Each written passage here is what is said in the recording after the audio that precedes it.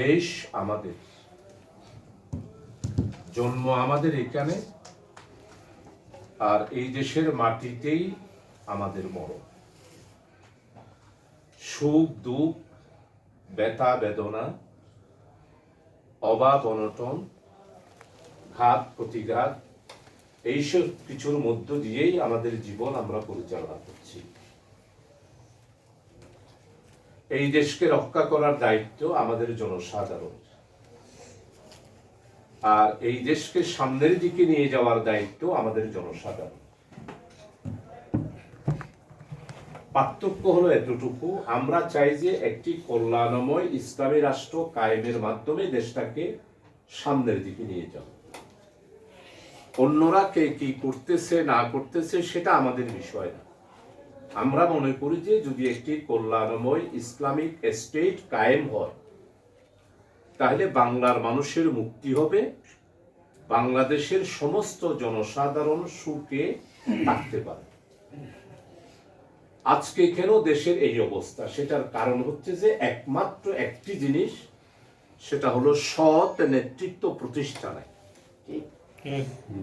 এই সৎ নেতৃত্ব প্রতিষ্ঠা না থাকার কারণেই আজকের হিসাবে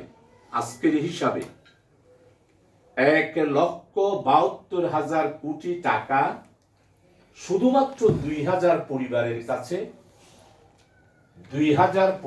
কাছে সমস্ত টাকাগুলো বন্ধক হয়ে রয়েছে।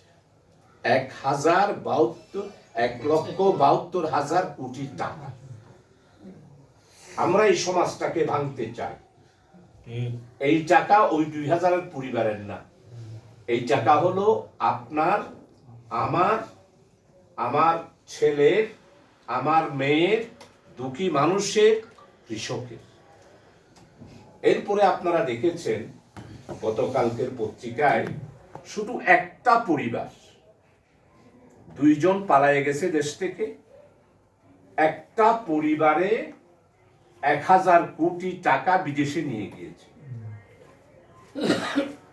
বিস্তারিত বক্তব্য রাখার কোনো সুযোগই নাই, দরজা বন্ধ করে আপনাদের কাছে বলতে হচ্ছে। অথচ এই কথাগুলো বলা দরকার ছিল বারেক বিল্ডিং মোড়ে জনসভা করে। এদের বিরুদ্ধে আমাদের বিক্ষোভ করা দরকার ছিল, মিছিল করার দরকার ছিল। আমরা মিছিল করতে পারছি না, আমাদেরকে মিছিল করতে দিচ্ছে না।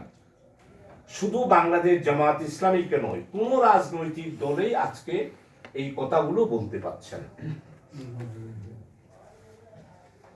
শুধু চট্টগ্রাম মহানগরীতে 23% মানুষ, আমাকে একটা ছোট্ট দায়িত্ব, নগর উন্নয়ন একটা কাজ করার জন্য কিছু দায়িত্ব দিচ্ছে। আজকে 2-3 দিন ধরে আমি একটা গবেষণা করতেছি। 23% মানুষ এক বেলা খায় আর এক বেলা খেতে পারে। চিন্তা করে দেখেছেন আপনারা? মানে 100-এর মধ্যে 23 জন মানুষ এক বেলা খায় আর এক বেলা খেতে পারে না। এরপরে আরেকটা গবেষণা করলাম, আমাদের চট্টগ্রাম সিটি কর্পোরেশনে বর্তমানে চিকিৎসা পাচ্ছে না, চিকিৎসা সেবা নিতে পয়সা খরচ করতে পারছে না।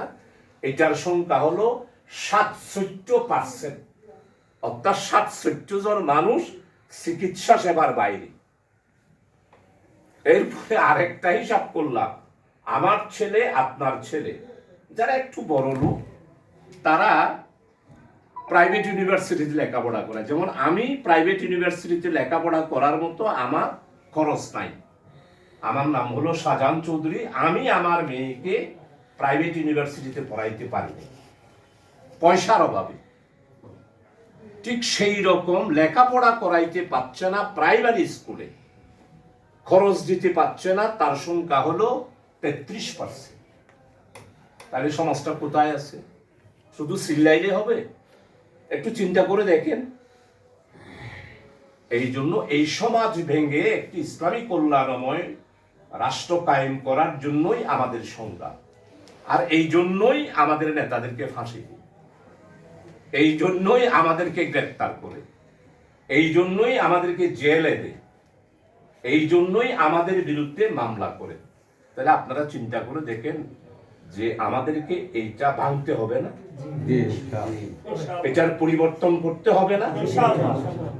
1971 সালে আমার মুক্তিযোদ্ধারা এই পরিবর্তনের জন্যই রক্ত দিয়েছে।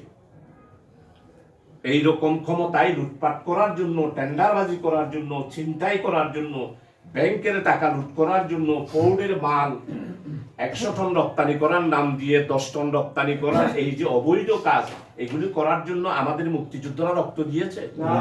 ব্যাস, আমার বক্তব্য এখানে শেষ।